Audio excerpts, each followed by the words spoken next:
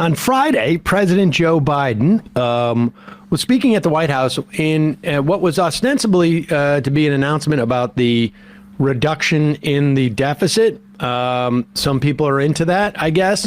But he used that opportunity to give his thoughts on the Republican Party's economic agenda.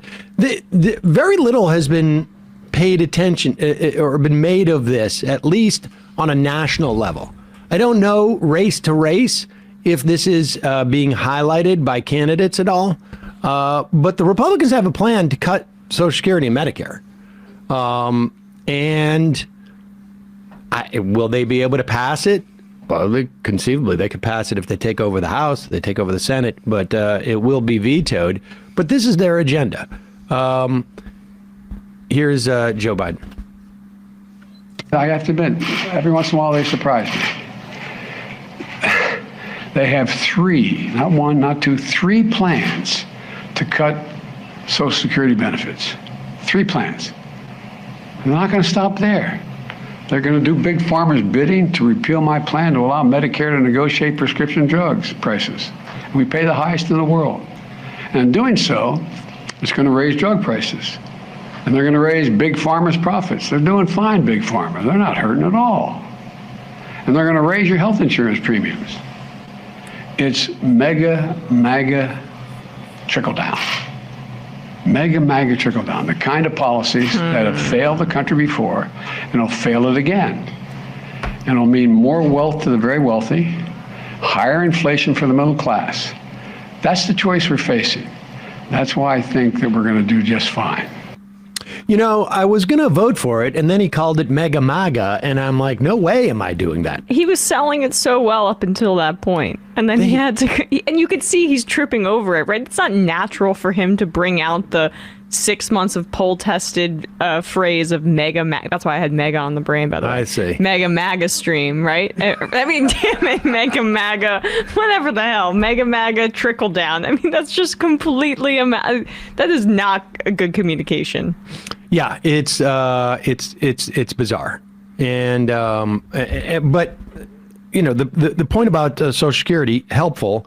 I think all the networks carried at least that speech. I don't know if they covered it live, all of them, but it is good to get somebody out there to talk about how Republicans are coming from your Social Security. That seems to be their only plan that they ever have. But why not call them Republicans instead of Mega-MAGA? It is Republican trickle down. That's it. And I also think the most effective usually is like, and we can get to a clip later when he does this exact rhetorical maneuver, is like naming names and associating them with the policy. Like, name the people who are actually in support of this. Say over and over, Kevin McCarthy wants this, Kevin McCarthy wants this, Rick Scott wants this, Rick Scott wants this. Like, I don't understand. It's also it's not even easy to say aesthetically. It's like a tongue twister. He also could talk about someone like Ron Johnson as well, who's directly in a contested election coming up. We saw that that Pennsylvania focused group. I don't know if you were here that day. We watched some of the video of that. We did. Yeah, I was here. And the idea that these voters were savvy to the notion that if they vote for a Republican, they're not just voting for that one individual, they're empowering the Republican Party and the Republican agenda. And that's what he's got to do.